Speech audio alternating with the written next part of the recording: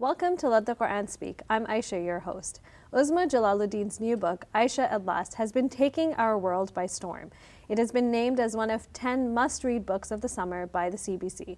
It is a Muslim story set in Toronto. Recently, it has been optioned for a film by a large Hollywood studio. Let's learn more and talk to Uzma. Welcome to the show, Uzma. Thank you for having me. So I know you just released your book, Ayesha at Last, and I loved it. But I'll let you do the honors and tell us a little bit about the storyline of the book. Ayesha at Last is a revamped Pride and Prejudice that's set in a Toronto East End Muslim community. The Mr. Darcy character, for those of you familiar with Pride and Prejudice, the main protagonist is a very traditional religious Muslim man. Mm-hmm. So he dresses in a certain way. He chooses to live his life in a certain way. So he's still part of society, but the way that he dresses is very, very traditional. So for instance, he wears a long white thobe, a long white robe. Mm-hmm. He has a skull cap kufi on his head, and he has a long beard. So very visibly Muslim. Very visibly Muslim. Mm-hmm. He's very religious, very practicing. He has very strong ties to the local mosque, for instance. He also lives with his mother. He's fine with his mother arranging his marriage for him because he thinks that that's a good way to kind of honor his mother's traditional values. Mm-hmm. They're South Asian, so that's part of their culture. Mm-hmm. And he's okay with all of those types of things. The female protagonist, the Elizabeth Bennet character, is Ayesha Shamsi. She lives across the street. And right from the beginning, we know that she is very religious and practicing as well. She wears a hijab. She also walks with faith. However, she takes a slightly different approach than Khalid. She's not as traditional. And this has a lot to do with her family. She lives with a large extended family. There's a lot of personalities in her house. And she's also an artist. She wants to be a spoken word poet. But like so many young people, she has to also pay the bills. Yep. So she gets a job as a substitute teacher, teaching high school. And the rest of the story is this collision course of these two main characters who fall in love despite themselves. And it's amidst the backdrop of a very cozy, diverse East End Toronto Muslim community. Also, it's a story about family. It's a story about identity. Khalid faces workplace discrimination. Mm-hmm. Aysha also has some unresolved issues with the death of her father. So I don't want to give too much away, but I was trying to write a page turner, something that was entertaining, interesting, romantic, has a bit of a mystery plot to it. It's all the things, but it's I'm having difficulty Pride containing all of the intricacies of it because I read it. It's definitely a page turner, so I'll try and make sure we leave the details out. That's right. Now let's. You talked a lot about a bunch of things, so let's break it down a bit. Sure. So the story is set sort of based on within Toronto immigrant family background. So what inspired, was that important to you to portray it as a Toronto immigrant family, or how did that come about? Well, I mean, growing up, I was a voracious reader. My parents took me to public libraries at a very early age and bought me books and things like that. And you grew up in Toronto? And I was born and raised in Toronto, grew up in Scarborough. And so those were my roots. Like when I set out to write the book, I really wanted to sort of write a book that was joyful and showed positive representation of Muslims in the community. And that was really important to me. So it was definitely something that I set out to do, but I also just wanted to write a story that was authentic to my own lived experience. Yeah. And while people keep asking me, is this book about you? No, it is not. You're like, it's not my story. It is not my story at all. My husband does not have a big beard. But I definitely wanted to capture the essence of what it's like to be a young Muslim growing up and feeling very close to the Muslim community. I grew up attending the mosque. I enjoyed it. My parents didn't have to force me. It was an intrinsic part of my identity, and I wanted to show what that's like, because I grew up reading all these books, and my story was never represented as a second generation immigrant, as a Muslim woman, as a Canadian. None of that was represented in the books that I read. And I know I really felt like really related, like I could relate to it a lot, because me too, growing up, I never had that. So to like participate in mosque and plan conferences and stuff like that, and that kind of stuff is normal to me. But when I talk to my friends about it, they're kind of like, oh, okay, that's weird. But to actually see that in the book, I was like, oh my God. Yeah. And I feel like as a reader, part of the fun of reading is being introduced to a new world. Yeah. So I thought, okay, this will be great for the people who recognize themselves in the pages, but it'll also be very entertaining for the people who've never seen a character like this or a world like this represented on page. And I actually have a Jewish friend at work, and I was telling her about the book. She's like, oh my God, I want to read it. So it's so like interesting because like anybody can relate to it, but it sort of has a cultural nuance to it. Now, speaking of sort of cultural references, you talked about using a Pride and Prejudice frame. Right. So was that sort of intentional on your part, where when you set out the book to say, okay, I'm going to do this Pride and Prejudice format, or how did that come about? It's a really funny story. I didn't even realize I was writing a Pride and Prejudice framing device type of story, or a retelling of Pride and Prejudice, until my 5th draft. Wow. And then another writer friend of mine pointed out, you know, you're doing Pride and Prejudice, right? And I said, what are you talking about? And then I read it over again and thought, oh and my this God. is by the time you've gotten to the 4th draft. Yeah, you know, Wow. and then I decided, because I'm the type of writer who drafts. Like I write, I revise and I revise and I revise multiple times. And when I reread the book, and I realized, yes, my main character does share a lot of the qualities of Mr. Darcy, and I think that would be really interesting to do. And honestly, Pride and Prejudice is one of my favorite books. So I decided to lean in, and I actually revamped the story a little bit to add more Pride and Prejudice into it and the details into it. I sort of thought it would be an interesting framing device. Again, it is one of my favorite types of stories. I love Jane Austen. Yeah. And I thought maybe this would be a way to sort of allow non-Muslim readers, people who aren't familiar with a Toronto immigrant Muslim community or any type of Muslim community, to understand the story. Yeah, because Pride and Prejudice is one of those stories that has been retold multiple times. Yeah. So even if you've never read the book, you know the beats of the plot. Yeah. So this is a or really, there have been so many movies, right? And there have been so many movies, And so this is a good way to sort of introduce people.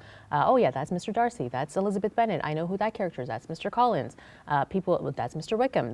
Lydia Bennet. I have all of those characters in my book too. I think what's interesting though is I only noticed that, like I finished reading the book, and then I think I watched another interview where you talked about Pride and Prejudice narrative, and then I was thinking about it. I was like, aha, okay, I see the links, but I don't think, you know what I mean? It's not like a copy paste kind of a situation. No. It's like there are references, like elements of it. That's right. But it's sort of a completely different narrative. Yeah, and I did that on purpose because I find retellings.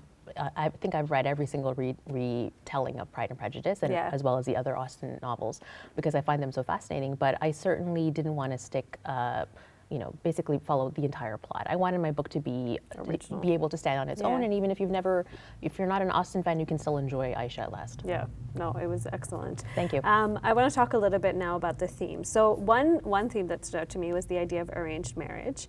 And I know we were talking about this off air, where in some ways I felt like you kind of normalized it, because Khalid, like a young man, is okay with his mom picking his spouse out for him, and he's totally okay with that, has no issues. Hafsa, another character, is all into, like, people coming and checking her out, and she loves it. Yeah. But then you have Aysha, who's kind of like throughout that process is criticizing, like, this is so ridiculous, like gets into fights with Khalid about it. Right. So were you in some ways, the concept of arranged marriage, I know you brought it in the novel. What was were you trying to sort of normalize it in some ways, but also highlighting that it's an issue? Like, what were you thinking with that from that perspective? Well, as a writer, you sort of have to go where your characters lead you.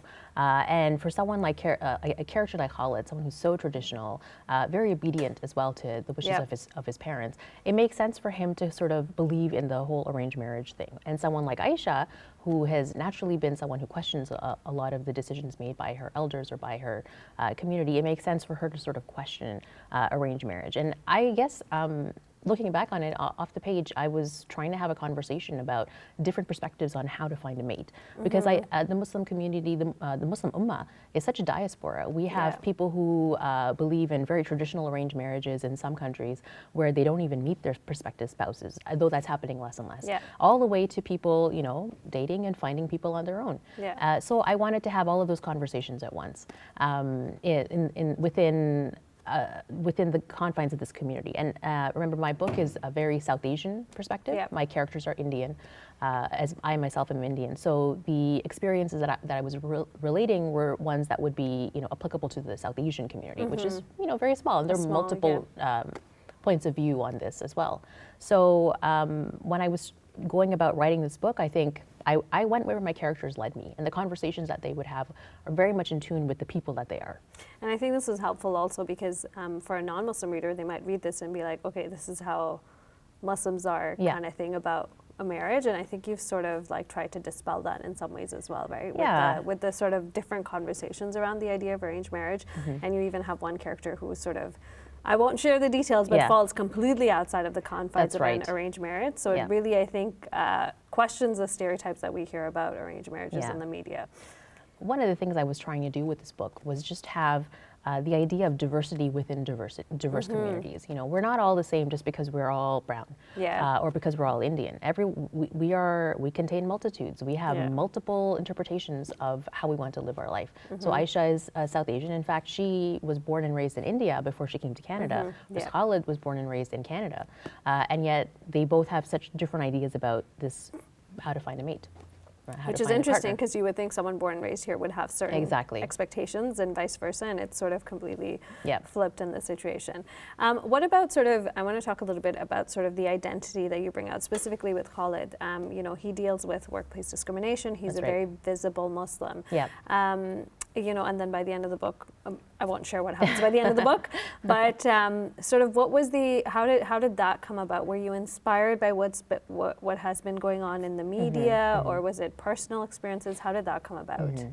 As I mentioned before, Khalid is a very traditional person. He actually chooses to wear very traditional clothing, even though the story takes place in contemporary times. So he wears a long white thobe, even to work. He works in a non-Muslim, like in a mainstream place, which is very interesting. He's a project manager for a mid-level tech company. And he's very successful at it. He's very good at his job, very well respected as well. But he gets a new boss who immediately takes one look at him and makes a judgment call. You don't belong here, you're a misogynist, you are not going to play well with others, simply based on the way that he's dressed. And I sort of wanted to explore the idea of what is it like to be in that skin, to be a very visible Muslim person in the workplace. And oftentimes this is explored through a female perspective, because most of the time women are the ones who wear hijab, and we're the ones who are facing a lot of the outward discrimination. And Aysha, certainly when she walks into her job as a high school teacher, she does feel that otherness, that, oh, I look more like the students than the staff, because the staff are mostly white, and I'm a very visible brown Muslim woman. But I thought it would be interesting to sort of see it from a man's point of view, because you don't really see the perspective of Muslim men in books. You don't hear about it as much, right? No, they're stereotypes. They're two-dimensional caricatures that appear in Homeland. You know, like they play a particular role, and that's it. So I thought, you know, what is it like? And Khalid is a very thoughtful person. He is very reflective. There's one scene in the book where he sits on a subway, and after he's been sort of put down by his new boss, he looks around and he sees that, oh, people aren't making eye contact with me. And what does that feel like to be so othered? And I just wanted to put my readers in his shoes. You know, what does it feel like to be someone who is so rejected? And yet he's such a gentle person. He's so kind, he's compassionate, he's close to his family. He does a lot of volunteer work. He's a good person. And yet people make automatic assumptions based on the way he dresses. And I think that's something that a lot of readers, whether you're Muslim or not, can relate to. And it's interesting because you don't even, like, when we think about our community and our culture, you don't really find guys who are visibly Muslim and choose to do so. You don't find them coming in and sharing sort of their challenges, right? Like, it's more common with women where we talk about that kind of stuff. That's right.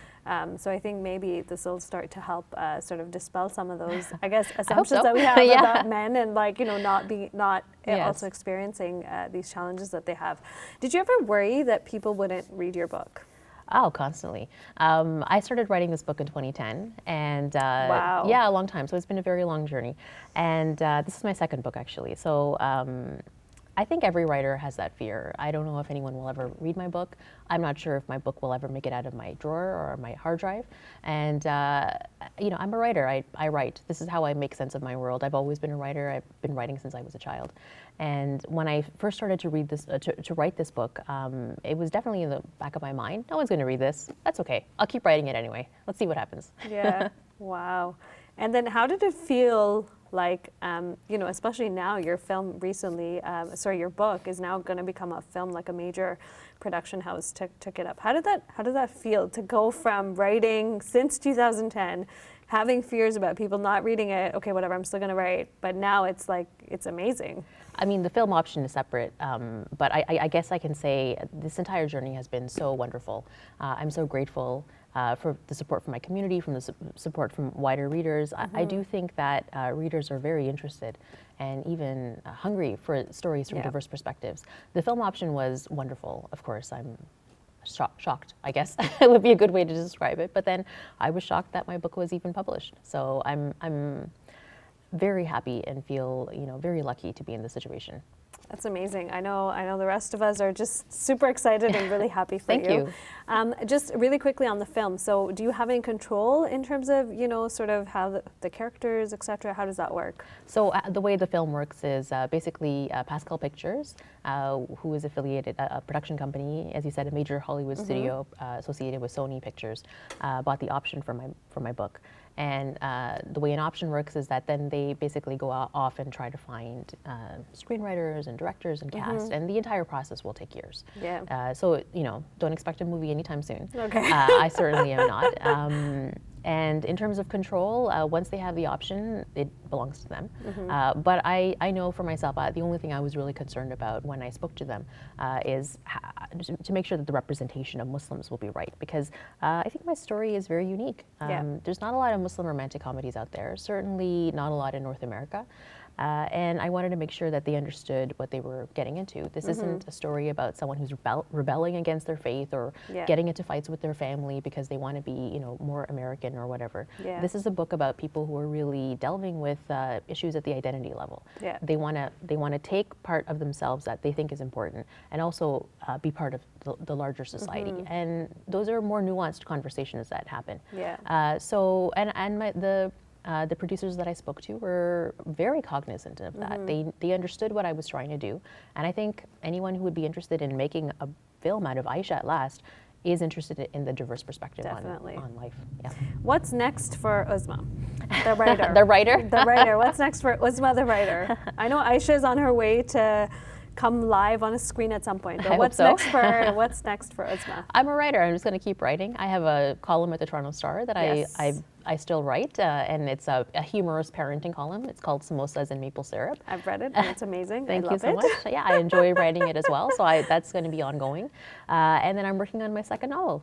Amazing. Are you going to share anything with us, or we're going to have to just sit tight and wait? Well, I mean, my very brief summary is it's basically, are you familiar with the movie You've Got Mail? Yes. It's You've Got Mail, but it's set in 2 rival halal restaurants in Toronto. Ooh, amazing. So it's a similar genre. It's a romantic comedy. It does not feature the same characters, so it's a standalone, but it's definitely set in the same community. Well, I'm super excited. I love You've Got Mail, and I can't wait to see your next, or read your next book rather. Thank you so much for taking the time to come on. It was a pleasure. Thank you for having me. Hey YouTube, we hope you benefited from this video. If you liked it, or if you didn't, let us know in the comments below. And if you're interested in learning more, check out some of our other videos. And don't forget to subscribe so you can get new videos every Monday, Wednesday, and Friday.